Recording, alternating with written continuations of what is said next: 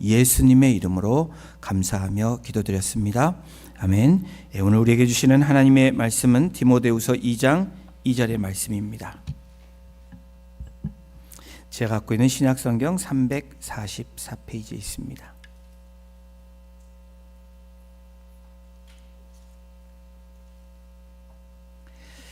네, 우리 함께 2장 2절 합독하도록 하겠습니다. 또 내가 많은 증인 앞에서 내게 들은 바를 충성된 사람들에게 부탁하라. 그들이 또 다른 사람들을 가르칠 수 있으리라. 아멘. 하나님 나라를 살기 위해서 계보를 멈추지 말라라는 제목으로 오늘 본문을 통해서 하나님의 말씀 나누겠습니다. 여러분, 전 세계에 프랜차이즈가 제일 많은 기업의 이름을 아십니까? 네? 네. 아마 여러분 들어보지 못하셨을 것 같아요. 미쉐라는 프랜차이즈입니다. 중국 거예요. 중국에 제일 많을 것 같아요. 45,282개가 있다고 합니다. 그리고 두 번째로 많은 프랜차이즈 기업은 전 세계 어딜까요? 네, 맥도날드입니다. 세 번째는요? 스타벅스 맞습니다. 우리 시니어 권사님들이 맥도날드랑 스타벅스를 좋아하십니다. 예배 끝나면 늘 가시는 곳이기도 한데 스타벅스는 미국에 가장 많이 있습니다. 17,000개 정도가 있고요. 그 다음에 많이 있는 곳이 중국 한 7,000개 이상이라 그래요. 그 다음 어딜까요? 우리 조국 대한민국 1번을 제치고 3위에 등극을 했습니다. 2,000개가 넘는데요. 제가 프랜차이즈가 어디가 있냐 이걸 얘기하려고 하는 게 아니라 이 프랜차이즈, 이 스타벅스가 시애틀의 이 커피숍에서 시작을 해가지고 전 세계적으로 유명한 기업이 됐습니다. 그런데 이 스타벅스는 단순히 커피를 파는 하나의 커피숍이 아니라 새로운 문화를 만들어낸 커피숍입니다. 더불어서 이 젊은이들에게 또 사람들에게 라이프스타일 브랜드로 자리매김한 기업이 스타벅스입니다. 그래서 스타벅스가 성공할 수 있는 요인들을 이렇게 정리를 하고 있습니다. 스타벅스가 성공할 수 있었던 첫 번째는 고품질 커피와 혁신적인 이 메뉴 때문이다. 그래서 계절별로 메뉴와 새로운 이 제품을 만들어내는 특징이 스타벅스에 있어서 사람들이 끊임없이 계속 오고 있다는 거예요. 그리고 두 번째로는 독보적인 고객 경험을 할 수 있도록 그 기업이 제공한다라는 겁니다. 단순히 커피를 마시는 공간이 아니라 집과 또 직장, 또 집과 학교 사이에 제3의 공간을 만들어주는 그 역할을 한 것이 스타벅스래요. 무료 와이파이를 제공했고 그리고 이렇게 플러그를 해서 컴퓨터를 사용할 수 있는 여러분 들어보셨겠지만 카공족을 만들어낸 카페에서 공부하는 족속들, 그래서 카공족을 만들어낸 그런 기업의 시작이었다고 합니다. 더불어서 강력한 브랜드와 마케팅을 통해서 이 기업이 잘 세워졌습니다. 그리고 성공적인 현지화 전략을 통해서 현지에 맞는 그런 제품을 만들어내는 것이 아니라 소비자 특성을 반영해서, 여러분 인사동 가보신 적 있으세요? 인사동에 스타벅스가 영어로 돼 있을까요? 한국말로 돼 있을까요? 한국말로 스타벅스 이렇게 써 있습니다. 다시 말하면 특산물 활용 메뉴 등 현지 맞춤형 전략으로 나아갔다라는 거예요. 그리고 디지털 시대에 맞춰서 새로운 혁신을 가져왔고 충성 고객들을 확보하는, 그렇죠, 이렇게 멤버십도 만들게 하고 또 이 프랜퀴스 이벤트 같은 걸 통해서 고객들이 참여도를 높이는 그러한 일들을 만들어 대한 이 파트너십이 굉장히 만족도가 높다고 합니다. 그런데 스타벅스가 이렇게 성공할 수 있는 제일 중요한 요소는 뭐였냐? 바로 세계적인 커피 체인 스타벅스가 전 세계 어디를 가도 같은 맛을 낸다라는 거예요. 그 비결은 철저한 이 커피 만드는 사람 바리스타라고 하잖아요. 바리스타를 통한 이 아주 전격적인 그러한 이 교육 전수가 이 스타벅스에서 이루어졌기 때문에 스타벅스가 어디를 가도 어느 나라를 가도 같은 맛으로 맛을 낸다는 거예요. 다시 말하면 숙련된 이 매니저가 새로운 신입을 이 바리스타 훈련을 시키는 겁니다. 그럼 이 신입이 좀 잘하면서 숙련된 이러한 이 숙련자가 돼서 또 다른 신입을 교육을 하는, 그것이 계속 반복되어지므로 이 바리스타 교육을 굉장히 강화했다라는 거예요. 이와 같은 스타벅스의 바리스타 이 교육, 이 원리, 여러분 이것은 스타벅스가 새롭게 만들어낸 것이 아니라 2000년 전에 이미 이 디모데후서 이 바울 서신이 통해서 바울이 디모데에게 전한 이 서신 안에 그 영적인 원리가 이미 있었다라는 거예요. 자, 디모데후서 2장 2절을 다시 한번 우리 읽어보겠습니다. 시작. 또 내가 많은 증인 앞에서 내게 들은 바를 충성된 사람들에게 부탁하라. 그들이 또 다른 사람들을 가르칠 수 있으리라. 오늘 제목이 계보를 멈추지 말고, 다시 말하면 신앙의 계보를 이루어 나가기 위해서 어떻게 해야 되나, 이 성경적인 원리를 통해서 우리의 삶을 함께 살펴보기를 원합니다. 여러분, 이 신앙의 계보, 다시 말하면 신앙의 계보라는 게 뭐죠? 이어져 내려오는 거잖아요. 이 재생산을 위해서 오늘 사도 바울은 디모데에게 서신을 통해서 뭐라고 이야기하냐면, 첫 번째로 중요한 원리를 이렇게 얘기합니다. 우리 함께 읽어보겠습니다. 받은 것, 복음을 소중히 여기라 라고 얘기합니다. 2장 2절 다시 보시면, 또 내가 많은 증인 앞에서 내게 들은 바를 이라고 사도 바울이 디모데에게 권면하고 있습니다. 신앙의 계보는 또 이어져가는 중요한 요소들은 뭐냐? 내가 먼저 복음의 가치, 그 들은 것, 그 중요한 것을 가치 있게 여기는 것입니다. 바울이 디모데에게 말해준 것은 지식이 아닙니다. 나얼리지가 아니라는 거예요. 바울은 뭘 전해줬냐? 복음의 본질을 전해줬고, 그 본질을 들은 디모데에게 이야기하고 있는 것입니다. 여러분, 복음의 본질이 뭘까요? 복음이라는 게 뭘까? 복음은 하나님이신 예수님께서 이 땅에 오셔서 태어나신 성육신의 사건, 우리가 연말에 그렇게 성탄절을 축하하는 이유가 바로 여기에 있습니다. 성육신 사건에 대한 첫 번째가 복음의 본질일 거예요. 그 다음에는 무엇이 복음의 본질입니까? 인류와 나의 죄를 위해서 십자가에서 죽으신, 그것이 복음의 두 번째 중요한 본질 요소일 겁니다. 십자가에서 돌아가셨을 뿐 아니라 그것으로 끝난 게 아니라 다시 3일 만에 부활하신 부활의 사건이 복음의 또 다른 본질입니다. 그리고 40일 동안 이 땅 가운데 부활하신 후에 살고 계시다가 하늘로 올라가시는 그 사건, 그러면서 다시 오시겠다고 얘기하시는 그 재림에 대해서 전한 것이 이 모든 것들이 종합된 가장 중요한 핵심의 복음의 요소들입니다. 그러므로 이 복음의 본질, 이 주체가 누구예요? 바로 예수 그리스도라는 거예요. 그러므로 바울은 많은 사람들 앞에서 선포했던 이 복음, 굿뉴스는 임의로 만든 교리가 아니라고 말합니다. 이 복음은 죄를 진 이 인류와 나에게, 우리들에게 구원해 주시고 생명을 주신 유일한 길이라는 그 중요한 요소를 전하고 있는 거예요. 여러분, 컴퓨터나 지금 배에는 컴퓨터, GPS가 다 달려 있습니다. 과거에 컴퓨터도 없고 GPS가 없던 그 시절에 항해사들에게 가장 중요한 게 뭐였을까요? 바로 북극성입니다. 북극성, 수천 년 동안 수많은 항해사들은 그 북극성을 중심으로 항로를 이렇게 항해서 나아갔다는 거예요. 만약 어떤 항해사가 북극성을 보지 않고 다른 별을 보거나 다른 것에 중심을 두고 초점을 맞추고 저게 예쁘고 저게 좋으니까 저기로 맞춰서 가야 되겠다 하면 어떻게 될까요? 다른 길로 가고 배는 조난당할 수 있는 그런 어려움을 경험하게 될 겁니다. 북극성은 누구나 볼 수 있는 공공의 별이에요. 한 사람만 보는 게 아니라 누구든지 볼 수 있는 가장 밝게 빛나는 별이 북극성입니다. 또한 변하지 않는 기준점이라고 이야기할 수 있습니다.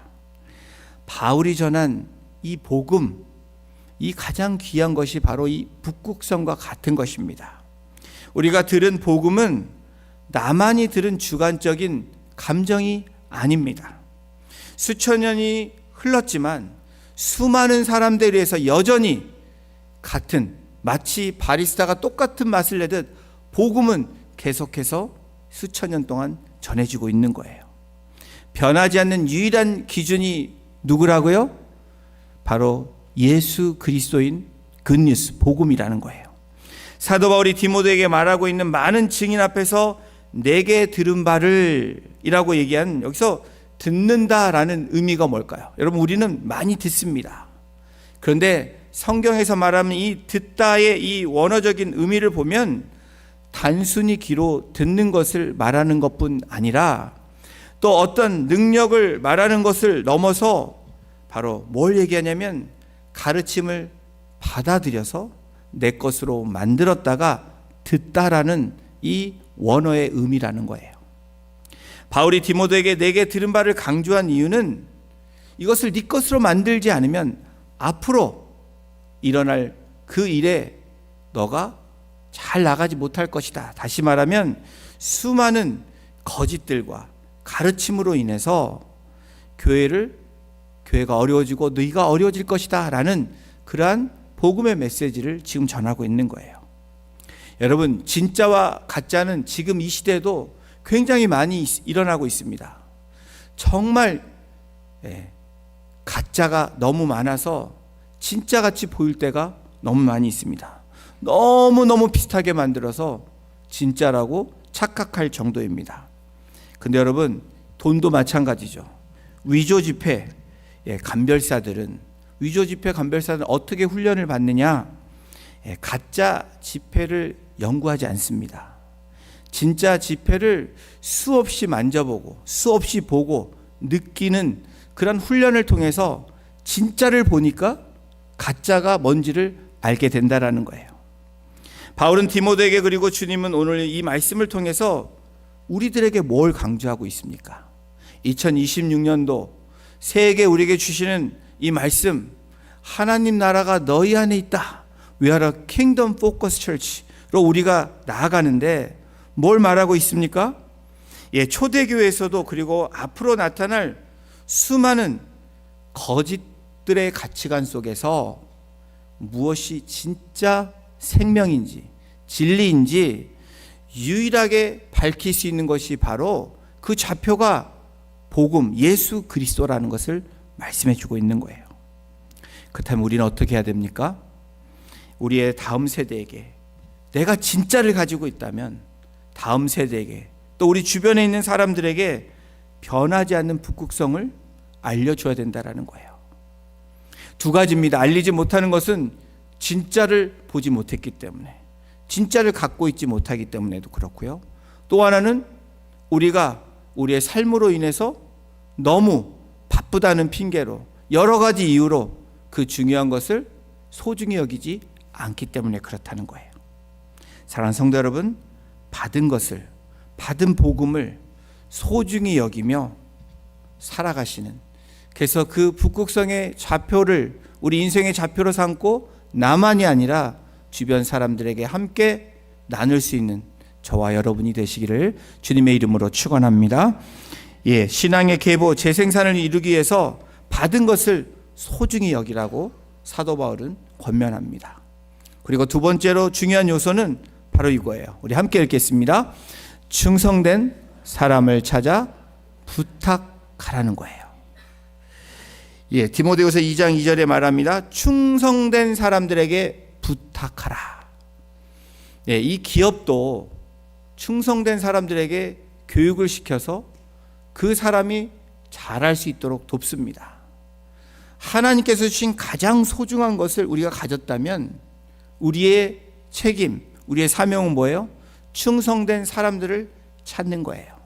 충성된 사람들 함께 만들어가고 그 사람이 내가 돼야 된다라는 겁니다.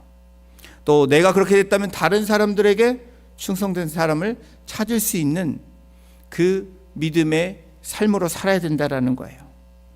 사랑하는 성도 여러분, 신앙은 나 혼자 간직하는 것이 아닙니다. 그것은 진짜 신앙이 아니에요. 물론 신앙을 지켜야 됩니다. 그러나 하나님이 말씀하신 신앙 생활은 나만 지킬 뿐 아니라 여러분 신뢰할 수 있는 사람, 그 사람을 찾아 위탁하는 과정까지 가야 온전한 신앙 생활이라고 오늘 이 서신서를 통해서 우리에게 밝히고 있는 거예요. 신앙의 계보를 이어나가기 위한 방법에 대한 핵심적인 지침이 사도 바울은 디모데에게 뭐라고 얘기하냐면 충성된 사람들에게 부탁하라는 거예요. 자, 여기서 충성된이라는 단어를 한번 살펴볼 필요가 있습니다. 이 피스토스라는 이 헬라어가 믿을 만한, 신실한, 확실에 찬 이런 의미가 충성됨이라는 이 피스토스라는 단어예요. 그러나 성경이 말하는 충성은 뭘까요? 그냥 믿을만 하면 충성입니까? 성경적으로 충성은 단순히 성실한 것을 넘어선 의미를 말합니다.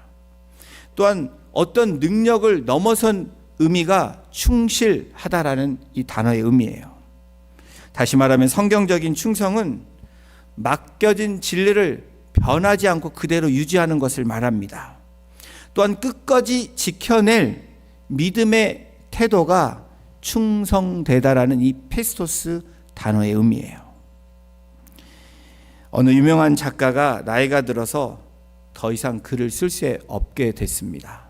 그래서 사랑하는 한 제자에게 자기가 이제 더 이상 타입을 칠 수 없기 때문에 자기가 썼던 이 타자기를 그 제자에게 물려 주었습니다.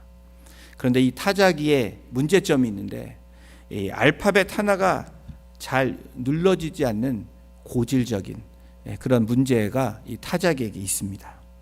제자는 스승으로 받은 이 귀한 타자기를 귀하게 생각해서 하려고 하니까 이 타자기의 고질적인 하나가 안 눌러지니까 참 어려움이 있었습니다. 그래서 타자기를 고치려고 마음을 먹었습니다. 그런데 왜 스승이 이것을 안 고치고 계속 썼을까라는 생각을 하면서 그 스승의 고집함을 묵상하면서 쓰면서 그 타자기를 썼다라는 이야기입니다. 여러분, 충성된 사람은 내 편리에 맞춰서 내 원하는 뜻대로 바꾸는 사람이 아니라는 거예요.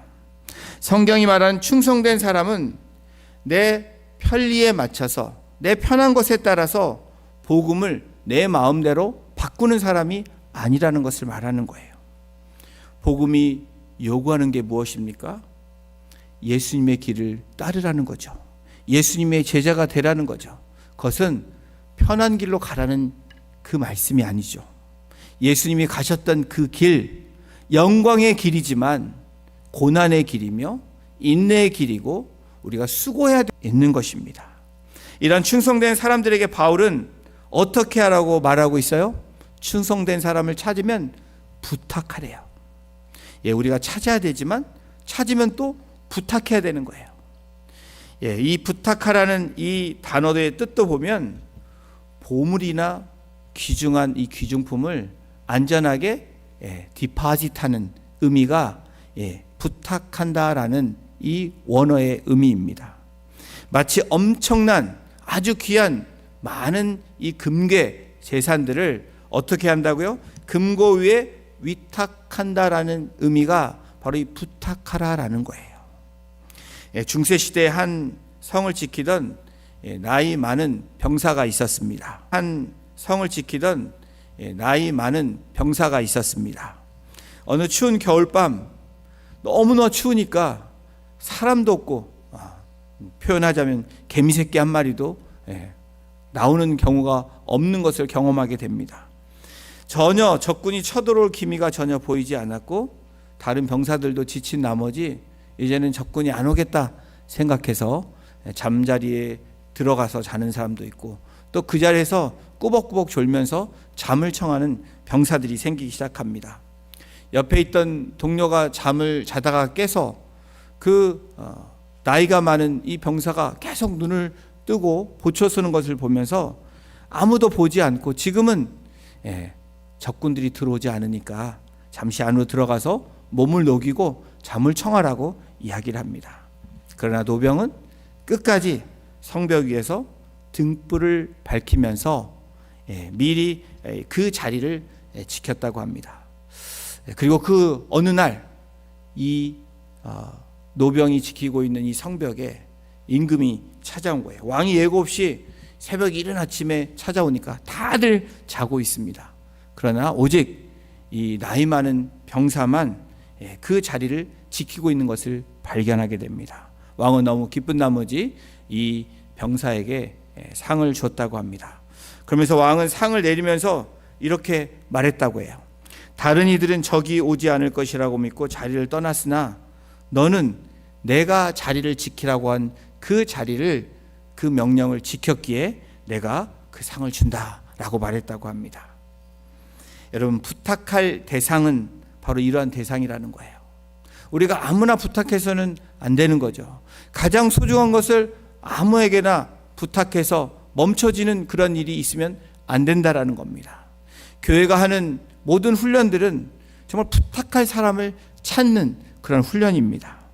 남들이 알아주든지 그렇지 않든지 상관없이 일하는 사람, 또 아무도 보지 않는 곳에서 때로는 아무 성과가 없는 것 같지만 그래도 그 자리에서 끝까지 그 자리를 지키는 사람, 여러분, 그런 사람에게 부탁하라고 사도 바울은 지금 권면하고 있는 거예요.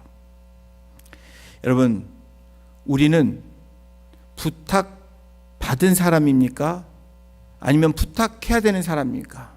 아직도 전혀 모르다면 여러분, 우리 공동체에서 하는 말씀 훈련, 기도 훈련, 이것이 훈련이란 말이 붙지만 기도의 자리에, 예배의 자리에, 훈련의 자리에 나오면서 우리가 이것을 배워나가는 거예요. 정말 내가 충성된 자리로 섰을 때는 그 충성된 사람을 또한 찾아야 된다라는 거예요. 여러분, 나는 지금 너무 연약하고, 나는 지금 나이가 들어서, 나는 지금 뭐가 부족해서 못한다라고 말을 하는 분들이 계시다면, 여러분, 이 충성된 자리에 계신 분들이 우리 안에 있고 우리 주변에 있습니다. 그분들을 함께 하는 거예요. 예를 들어서 여러분, 선교사님들을 어떤 분들입니까? 누가 보던 보지 않던 그 자리를 지키는 분이에요. 그 중요한 소중한 것을 여기고 그들의 삶을 뒤로하고 하나님께 드리며 나아간 충성된 사람들입니다. 그럼 우리가 어떻게 해야 되죠? 그분들 위해서 기도하는 게 충성된 사람들의 삶에 동참하는 거예요. 그러나 하나님이 은혜를 주시면 그것이 우리에게, 그것이 하나님의 뜻이라고 생각하면 우리도 그 길을 함께 걸어가는 겁니다. 중보로 기도하는 일, 또 여러분, 우리 목장들이 지금 함께 선교 헌금을 내고 있습니다.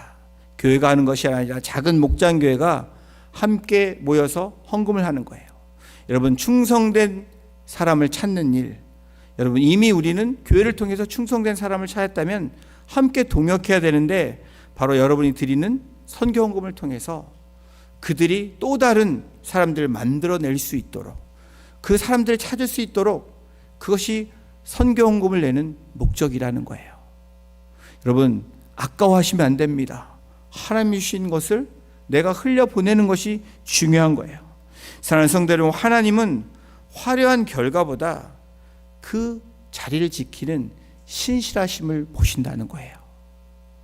내가 아무것도 할 수 없다고 안 하는 게 아니라 내가 할 수 있는 자그마한 일부터 하는 것이 바로 제자로 가는 삶의 시작이라는 거예요. 하나님 나라를 산다는 것은 그 나라의 통치자이신, 그 나라의 주인이신 하나님을 닮아가는 거죠. 하나님을 닮아가는 게 뭐죠? 하나님의 성품을 우리가 배우며 그 성품대로 살아내는 것입니다. 그런 사람들은 하나님 나라가 있는 사람들이에요. 하나님 나라를 누리며 사는 사람들이라는 거예요. 그 중에 가장 핵심이 되는 하나님의 성품 중에 하나가 바로 신실함입니다. faithfulness. 이 신실함은 하나님의 모든 이 약속과 사역을 지탱하는 가장 기초적인 하나님의 핵심적인 성품이에요. 그래서 하나님의 신실함을 닮아가는 삶이 되기 위해서는 우리가 뭐부터 시작을 해야 될까? 여러분, 작은 것, 작은 일에 맡겨진 삶에 충실하면 되는 거예요. 또한 말에 대한 책임을 질 줄 아는 사람이 되어야 되는 거예요. 더불어서 고난 중에서 인내할 수 있는 그런 프랙티스를 하는 삶으로 나아갈 때 하나님의 성품인 신실하심을 닮아가고 쫓아가는 삶이 된다라는 겁니다. 이러한 신실한 분들이 우리 공동체 2026년도에는 더 많이 일어나서 하나님의 제자로 세워지고 충성된 사람들을 찾을 수 있는, 또 찾아내고 그 충성된 사람들이 그 다음 사람들을 만들어내는 놀라운 은혜가 우리 공동체에게 넘쳐나기를 소원합니다. 여러분, 미국의 한 시골 교회에 이름도 빛도 없이 30년 동안 매일 아침 문을 여는 그런 분이 계셨습니다. 문을 열고 아침마다 하루의 시작을 기도로 시작합니다. 사람들이 변함없이 하는 그 30년이라는 세월을 보면서 그 분에게 물었습니다. 누가 알아주지도 않는 그것을 매일 똑같이 하는데 지겹지 않습니까? 라고 물었다는 거예요. 그러니까 그 30년 동안 같은 일을 반복한 이분이 빙그레 웃으면서 다음과 같이 대답을 했습니다. 나는 일을 하는 것이 아니라 나를 기다리시는 하나님을 만나러 오는 것입니다. 하나님은 한 번도 지각하지 않으시고 나를 기다려 주셨는데 내가 어찌 그 신실하신 분을 실망시켜 드릴 수 있겠습니까? 라는 대답이었다고 합니다. 여러분, 우리가 사역을 하고 교회를 봉사를 하는 거, 이것은 왜 우리가 힘이 드냐면 내가 일을 한다고 생각하면 힘이 드는 거예요. 그러나 이 30년을 지켜온 한 분의 고백처럼 일을 하는 것이 아니라 하나님을 만나러 오는 그러한 자리라면 여러분, 그것은 괴로움이 아니고 실망이 아니라 기쁨이고 감사로 되어질 줄로 믿습니다. 여러분, 이 예배 자리도 마찬가지예요. 하나님을 일하러 여러분들 책임이 있어서 오는 게 아니라 하나님을 만나러 오는 자리가 되기를 주님의 이름으로 부탁을 드립니다. 그럴 때 하나님의 놀라운 은혜가 우리 안에 차고 넘치게 될 것으로 믿습니다. 하나님의 신실하심을 일상에서 실천하기 위해서 우리는 어떻게 해요? 작은 일부터 시작하는 거예요. 그리고 말과 행동이 함께 언행의 일치가 이루어져야 되고 어떤 고난이 와도 인내함으로 그 자리를 지켜내는 것입니다. 지금 여러분의 삶에서 끝까지 지켜야 할 자리가 어디라고 생각하십니까? 오늘 말씀을 통해서 하나님에게 한 분도 빠짐없이 이 말씀 선포를 통해서 저와 여러분들에게 성령님은 질문하고 계시는 거예요. 네가 지켜야 될 자리가 어디냐고 묻고 있는 거예요. 그 자리를 알고 계시다면 하나님께 답변하시고 그 자리를 지키시는 우리 복된 성도님들 되시기를 주님의 이름으로 축원합니다. 신앙의 계보, 이 신앙의 재생산을 이루기 위해서 받은 것을 소중히 여겨야 된다는 거, 그리고 충성된 사람을 찾고 거기에 위탁할 수 있어야 된다는 거. 그 세 번째, 우리 함께 같이 읽겠습니다. 다른 사람에게 바통을 넘겨야 합니다. 디모데후서 2장 2절 마지막 부분에 이렇게 말합니다. 그들이 또 다른 사람들을 가르칠 수 있으리라. 신앙의 경주에서 가장 중요한 것은 여러분 뭘까요? 경주에서 가장 중요한 것은 멈추지 않는 것입니다. 암만 빨리 달려도 갑자기 멈추면 어떻게 돼요? 그 경기에서는 지게 된다라는 거예요. 그러나 멈추지 않는 사람은 언젠가는 그 승리점에 도달할 수 있게 된다라는 그 원리가 있습니다. 여러분, 육상 릴레이 경기 중에 가장 긴장감 넘치는 그 존이 어디냐면 바톤을 넘겨주는 존이라고 얘기해요. 아무리 세계에서 가장 빠른 선수라 할지라도 다음 주자에게 그 바톤존에서 바톤을 넘겨주지 않으면 어떻게 될까요? 그 경기는 계속될 수 없습니다. 그 경기는 실격 처리가 될 수 있고 그 경기는 잘 마무리할 수 없게 된다라는 거예요. 신앙은 혼자 달리는 100m 경주로 생각하시면 안 되는 거예요. 마라톤과 같다고 하잖아요. 우리 인생이. 신앙도 마찬가지입니다. 최선을 다해야 되지만 하나님 주신 나의 은사대로 페이스를 맞추고 달려가는 거예요. 또 다른 사람들 함께 달려갈 수 있도록 권면하는 거예요. 바톤을 넘겼다면 또 그 사람을 위해서 그냥 가만히 있는 게 아니라 뒤에서 응원하고 격려하는 것. 그래서 함께 가는 경주가 신앙 공동체 생활이라는 거예요. 여러분, 내가 멈추기 전에 내 뒤에 주자. 이 충성된 사람에게 바톤을 넘겨줄 수 있는 우리 OC 새누리교회가 되기를 소원합니다. 신앙의 성공은 내가 완주하는 것을 넘어서 다음 주자가 달리기 시작할 때 완성된다라는 거예요. 바로 신앙의 유산인 내가 믿는 자였다면 내 다음 세대 우리 자녀들에게 신앙의 유산을 물려줄 때 우리는 신앙의 그 삶을 잘 살았다고 얘기할 수 있는 것처럼 신앙은 나 혼자에서 끝나면 안 된다라는 거예요. 복음의 목적지는 내 제자가 아니라 다음 사람 주님의 제자로 만들어가는 것이 여러분 복음의 목적지가 되어야 된다라는 거예요. 복음은 나에게서 멈추는 것이 아니라 내가 복음을 나눈 사람이 또 배운 사람이 또한 다른 사람을 가르치는 것으로 연결되어질 때 공동체는 건강한 공동체가 되는 거예요. 여러분, 내가 멈추면 여러분 복음은 흘러나가지 않게 되어 있습니다. 내가 이 자리에서 멈추면 어떻게 된다고요?